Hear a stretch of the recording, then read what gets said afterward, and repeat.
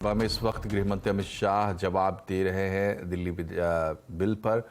विपक्षी गठबंधन ने कई सवाल उठाए हैं, तो सीधे चलते हैं, सुनते हैं अमित शाह क्या कह रहे हैं। बोर्ड की हमने रचना की, इसको लेकर ये आगे गए।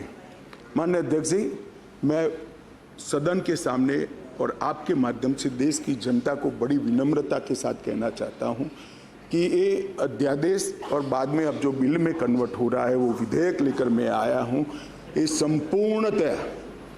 संपूर्णतया संविधान सम्मत है और केवल दिल्ली की जनता के कल्याण के उद्देश्य से बनाया गया है।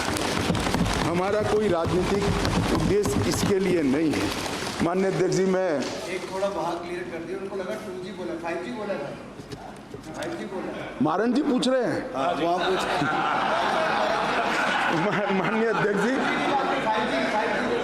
माननीय अध्यक्ष जी,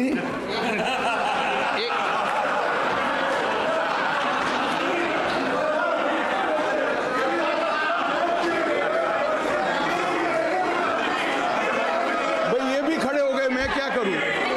एक बार ये भी खड़े हो गए। सदन की कार्रवाई इस विषय की समाप्ति तक बढ़ाई जाती है। माननीय गृह मंत्री जी,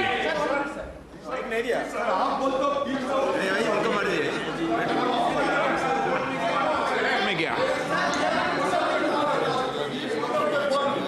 होम मिनिस्टर माननीय, हाँ आप क्या बोल रहे थे? 2G 5G पे समझौता बहस नहीं हो रही यहाँ पे। Sir, I want to submit, sir, through you, sir. Through you, sir, I want to submit one thing before the House and the Honorable Home Minister and other members of the Parliament in the other side, adversary benches.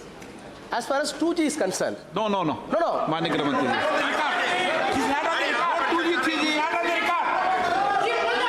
माननीय 2G 3G में बहस नहीं हो रही। No कुछ नहीं बोला। No लगाया है। आप क्यों 2G पे नाम पूछ नाराज हो रहे हो? अरे 2G पे नाराज पे इतना नाराज क्यों जाते हो? देखो, पुरानी बातों को लेके मत चलो।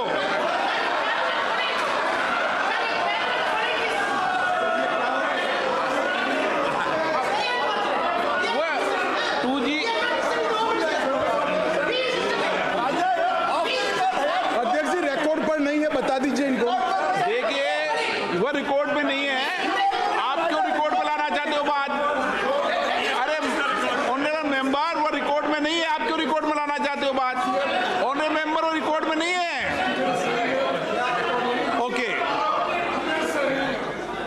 Okay, no record, okay. माननीय गृह मंत्री जी,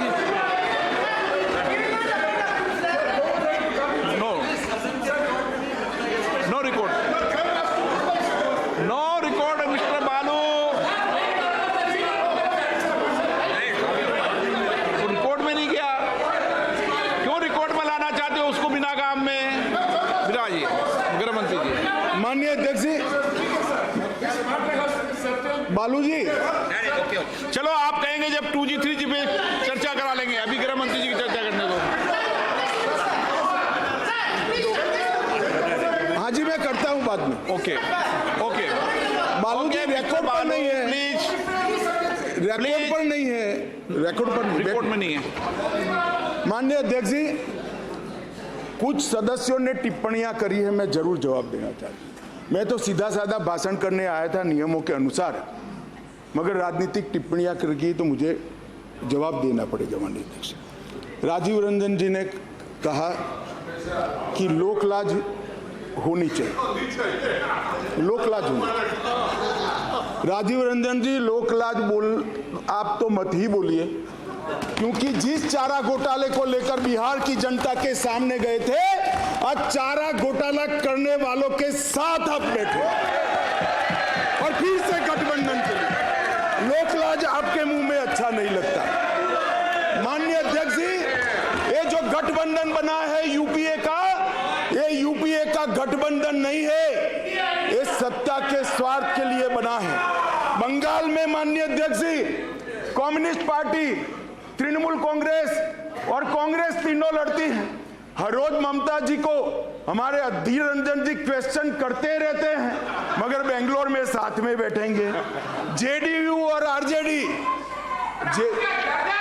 जेडीयू का जन्म ही, माननीय अध्यक्ष जी, जेडीयू का जन्म ही आरजेडी का विरोध करने के लिए हुआ।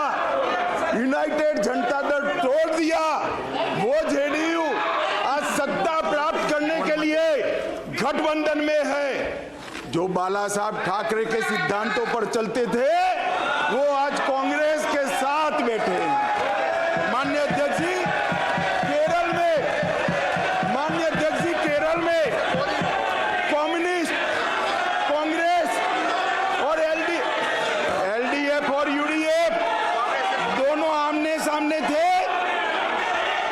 माननीय अध्यक्ष जी, सत्ता के कारण दोनों इकट्ठा आए हैं। सुरेश जी, केरल की जनता इस बार पूछेगी। माननीय अध्यक्ष जी,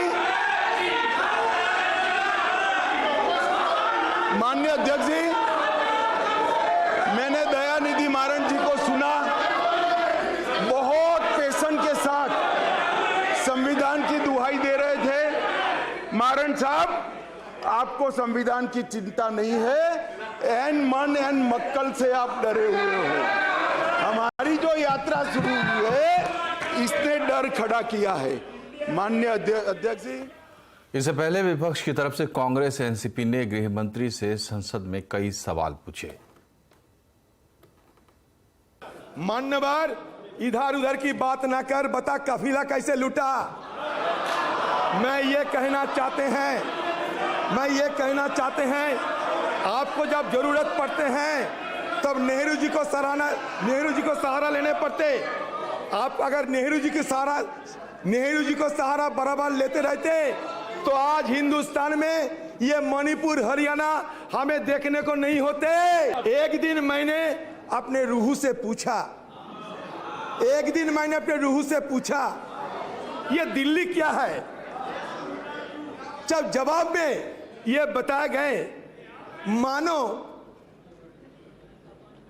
आसमान जिस्म है तो दिल्ली उसका जान है। तो ये दिल्ली के साथ बार बार क्यों छेड़खानी किए जा रहे हैं, ये मैं आप लोगों से पूछना चाहते हैं। So when you're talking about a full statehood, so were you lying in the manifesto? Are you lying to the people in Parliament? Parliament is supreme. The Honorable Prime Minister calls it the temple of democracy. So how dare you lie in a temple of democracy? Or are you lying? Then stand up and admit कि हमने जो manifesto में रोका वो झूठ था, हमको ये नहीं था, और एक जुमला था, और हम माफ़ी चाहते हैं इस देश को। They have to apologize to the government because they have lied to the nation.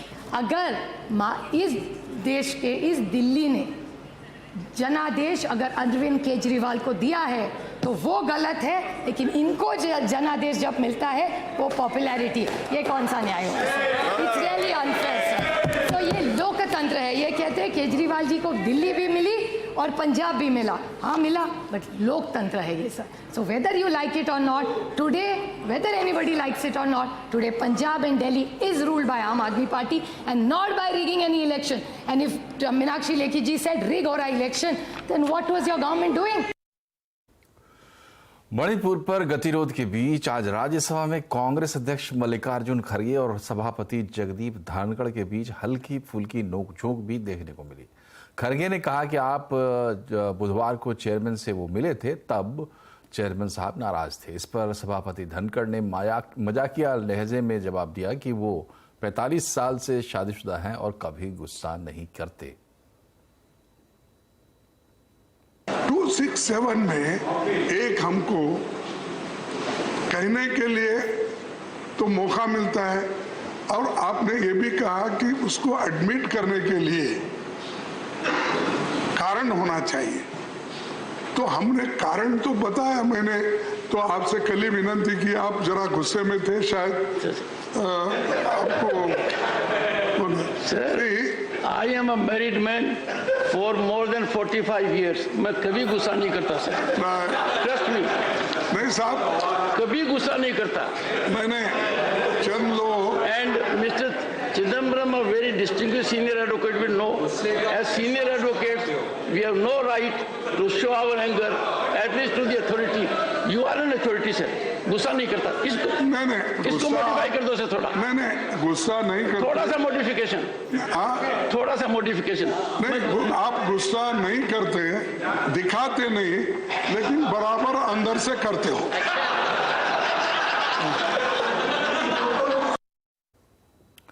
Gyanvapi में सर्वे को लेकर इलाहाबाद हाईकोर्ट ने बड़ा फैसला सुना दिया है। हाईकोर्ट ने ज्ञानवापी परिसर में एएसआई के सर्वे की इजाजत दे दी है। हाईकोर्ट ने एएसआई सर्वे पर रोक की मांग वाली मुस्लिम पक्ष की याचिका खारिज कर दी है। इलाहाबाद हाईकोर्ट ने वाराणसी जिला अदालत के फैसले को सही ठहराया है। इलाहाबाद हाईकोर्ट ने अपने फैसले में कहा है कि न्याय के हितों को देखते हुए ज्ञानवापी का साइंटिफिक सर्वे जरूरी है। ज्ञानवापी में एएसआई का सर्वे कल से दोबारा शुरू होगा।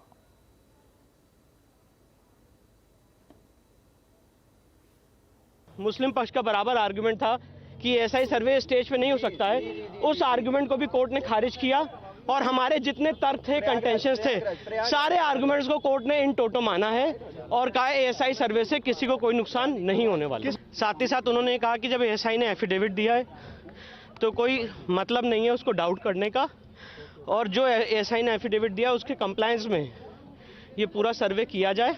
एएसआई ने अपने एफिडेविट में क्लियर किया है कि जो खुदाई की बात है वो आउटर एरिया में स्ट्रक्चर के अंदर खुदाई की कोई बात नहीं है, और अगर वो खुदाई करेंगे भी तो कोर्ट से परमिशन लेके करेंगे। ज्ञानवापी में एएसआई सर्वे पर यूपी के डिप्टी सीएम केशव प्रसाद मौर्य ने कहा है कि सर्वे से ज्ञानवापी का सच सामने आएगा।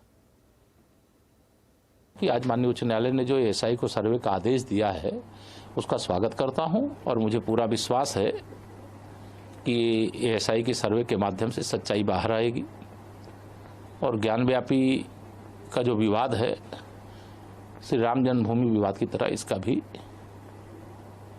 निर्णय होगा, निस्तारण होगा, और शिव भक्तों की जो मनोभावना है, मनोकामना है, वो पूर्ण होगी। इलाहाबाद हाईकोर्ट के फैसले के बाद मुस्लिम पक्ष सुप्रीम कोर्ट पहुंच गया है। मुस्लिम पक्ष ने सुप्रीम कोर्ट में इलाहाबाद हाईकोर्ट के फैसले को चुनौती दी है। याचिका में ज्ञानवापी में एएसआई के सर्वे पर रोक लगाने की मांग की गई है। दूसरी तरफ हिंदू पक्ष ने भी सुप्रीम कोर्ट में कैविएट दायर कर दी है। क्या ज्ञानवापी में एएसआई के सर्वे से सच सामने आएगा? आज आवाज अड्डा में इसी पर होगी बड़ी चर्चा शाम 7:57 पर।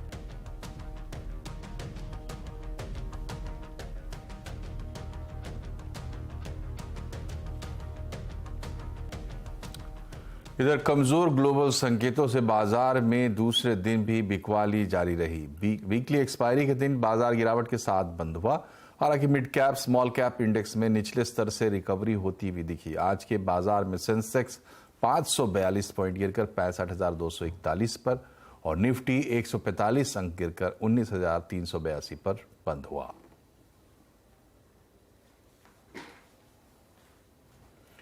और यहां एक छोटा सा ब्रेक, लेकिन खबरें अभी और भी हैं, बने रहिए हमारे साथ।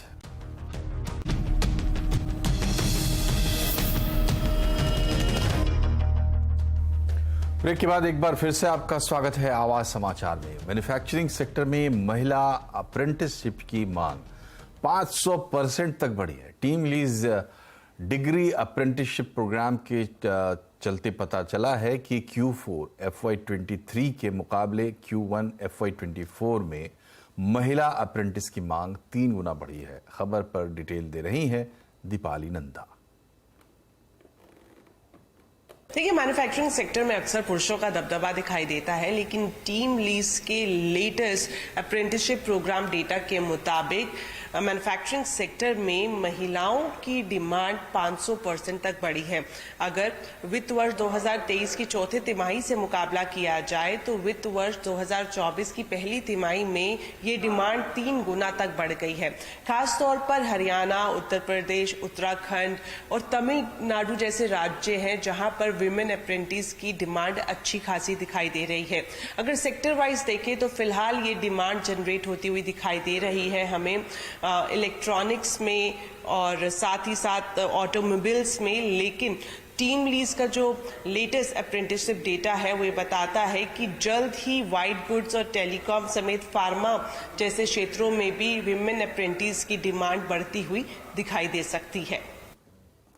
S&P ग्लोबल के मुताबिक इंडिया की ग्रोथ वित्त वर्ष 2024 से वित्त वर्ष 2031 तक औसतन 6.7% रहने का अनुमान है। इसके अलावा S&P के मुताबिक देश को मैन्युफैक्चरिंग हब बनाने के लिए स्किल्ड लेबर की संख्या में बढ़ोतरी जरूरी है। G20 काफी महत्वपूर्ण है ये साल। क्या हुआ है ऑल्सो इन टाइम्स ऑफ, अभी वॉर हुआ है, अभी जैसे कॉन्फ्लिक्ट रेजोल्यूशन हो रहा है उसके ऊपर, तो इंडिया को एक मौका मिला है to show leadership on the global stage. India ने G20 को देख के क्या बोला है कि एक लिंक मिसिंग है between advanced economies, emerging economies. काफी लोग ग्लोबल नॉर्थ, ग्लोबल साउथ करके डिवाइड करते हैं। वो that creates an opportunity for India to say कि अगर हम वो लिंक बन सकते हैं तो ये जो आजू बाजू के थोड़े जो इश्यूज होते हैं of how do you navigate a policy environment और how do you navigate and make investment rules more fair, India is able to say कि वो हम रूल्स सेट करने में कंट्रीज की मदद कर सकते हैं, या we can do that kind of negotiation between the West, as again some people call it, and the global South, in terms of ensuring कि अगर फेयर रूल्स है एंड अगर इन कंट्रीज की पर्सपेक्टिव को भी मद्देनजर रखते हुए अगर इन्वेस्टमेंट हो सकता है, तो ऐसा नहीं है कि जो लोगों को इन्वेस्ट करना है सिर्फ वो इन्वेस्टमेंट होते हैं। देश की इंटरेस्ट को देख के वो इन्वेस्टमेंट हो सकता है। I think that is a key thing, is ये जो पर्सपेक्टिव शिफ्ट होना जरूरी था कि इन्वेस्टमेंट किसने करना है, क्यों करना है एंड इसका बेनिफिट किसको होता है, सिर्फ इन्वेस्टर को होता है या इन्वेस्टमेंट रिसीव करने वाली कंट्री को भी होता है। That is one of the things I think will come out of G20 is हर देश का एक नजरिया होता है, उनका अपना एक कैलकुलेशन होता है।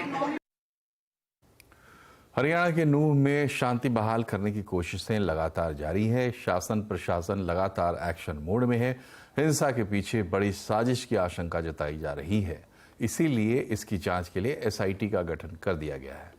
नूंह हिंसा में अब तक 45 FIR दर्ज हो चुकी है। इस हिंसा में अब तक 139 लोगों को गिरफ्तार किया गया है। नूंह समेत सोहना, पटौदी, मानेसर, फरीदाबाद और पलवल में इंटरनेट सेवा 5 अगस्त तक बंद है। कुछ जगहों पर इंटरनेट आंशिक तौर पर बहाल किया गया है। नूंह में अर्धसैनिक बलों की तैनाती कर दी गई है। आज भी अर्धसैनिक बलों ने फ्लैग मार्च किया। इस बीच नूंह हिंसा के आरोपियों को कोर्ट ले जाया गया। कोर्ट ने 20 आरोपियों को 2 दिन की पुलिस रिमांड में भेज दिया है।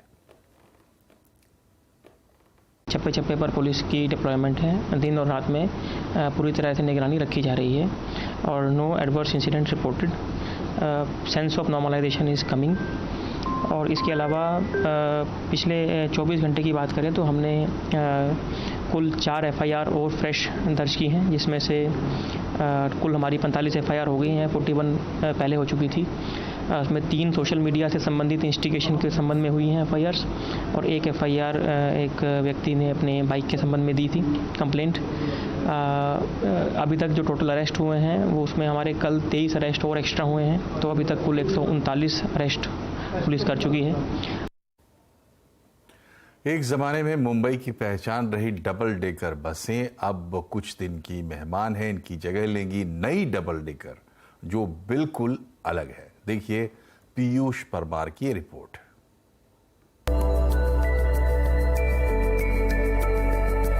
मुंबई की इन पुरानी डबल डेकर बसों को कुछ दिन और देख लीजिए, क्योंकि अब इनके पहिए थमने वाले हैं। न जाने कितनी फिल्मों में नजर आई ये डबल डेकर बस अब थिएटर से उतर चुकी फिल्म की तरह हो जाएगी, जिनका दीदार फिर मुश्किल से ही होगा।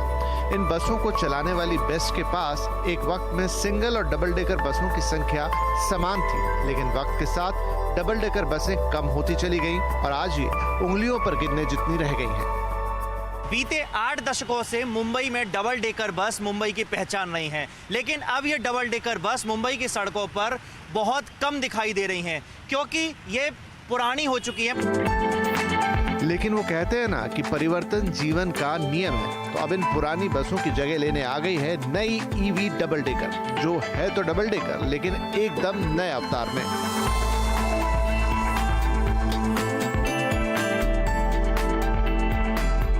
ये नई एसी डबल डेकर आते ही छा भी गई है और बहुत जल्दी इसने इसमें चलने वाले और चलाने वाले दोनों के दिलों में जगह बना ली है। हर लोग रास्ते में हर जगह फोटो निकालते रहते हैं, हर जगह दौड़ जो है वो लोग ऐसे ऐसे बोलते रहते हैं, मतलब पब्लिक से लेके छोटे से बच्चे लेके बड़े तक। ये गाड़ी रास्ते पे दिखाई पड़ी तो छोटे वाले बच्चे पहले ही चढ़ते हैं, स्कूल के बच्चे गाड़ी में बहुत चॉइस कर रहे हैं गाड़ी को। मैं बहुत साल पहले वो पुराना बस में चला बैठा था, लेकिन उसमें साउंड्स वगैरह सभी था, नॉइस रहता था। इसमें तो आज अभी साउथ मुंबई का सफ़र किया, बहुत अच्छा लगा है। इस पसंद की अपनी वजह भी है। नई ईवी बसों की दोनों मंजिलों में एसी और आरामदायक सीटें हैं। हर सीट पर चार्जिंग पोर्ट है। पैसेंजर सेफ्टी के लिए सीसीटीवी कैमरे और एडवांस फर्स्ट एड बॉक्स भी मौजूद है।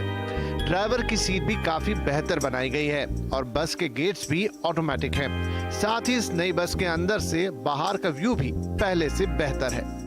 ये जो व्यू देख रहे हैं ये नई डबल डेकर बस के ऊपरी मंजिल का व्यू है। यहाँ से मुंबई और भी ज्यादा खूबसूरत लगती है और खास तौर पे जब मानसून का मौसम हो। लेकिन जो बात यात्रियों को सबसे ज्यादा पसंद आएगी वो ये है कि इसका किराया पुरानी डबल डेकर के बराबर ही है। आपने देखा रहेगा बसेस आए हैं जो डबल डेकर एसी बसेस हो टोटली इलेक्ट्रिकल व्हीकल्स है, अभी वही किराया रहेगा। जो पहले बसेस का था नॉन एसी बसेस का वही किराया रहेगा। इस वक्त मुंबई की सड़कों पर 12 ईवी डबल डेकर दौड़ रही हैं और आगे इन्हें बढ़ाकर 200 तक पहुंचाने का प्लान है। अक्टूबर वो महीना होगा जब आखिरी बार पुरानी डबल डेकर मुंबई की सड़कों पर नजर आएंगी और उसके बाद हमेशा के लिए हमारी यादों का हिस्सा बन जाएंगी। पीयूष परमार, मुंबई। आम आदमी की 800 रुपए किलो का मटन खाने की मशक्कत को दिखाती बिहार के कलाकारों से सजी short film Champaran mutton Oscar तक पहुंच गई है। इस फिल्म का सिलेक्शन स्टूडेंट एकेडमी अवार्ड 2023 के सेमीफाइनल राउंड के लिए हो चुका है। 24 मिनट की इस फिल्म का निर्देशन हाजीपुर के रंजन कुमार ने किया है। फिल्म में पंचायत वेब सीरीज से सबके दिलों में जगह बनाने वाले चंदन रॉय ने अहम किरदार निभाया है। साथ ही एक्ट्रेस फलक खान समेत बिहार के करीब 10 कलाकारों ने बिहार की इस कहानी को पर्दे पर बताया है। 12 दिन में बनी फिल्म, इसकी शूटिंग महाराष्ट्र के बारामती में की गई है।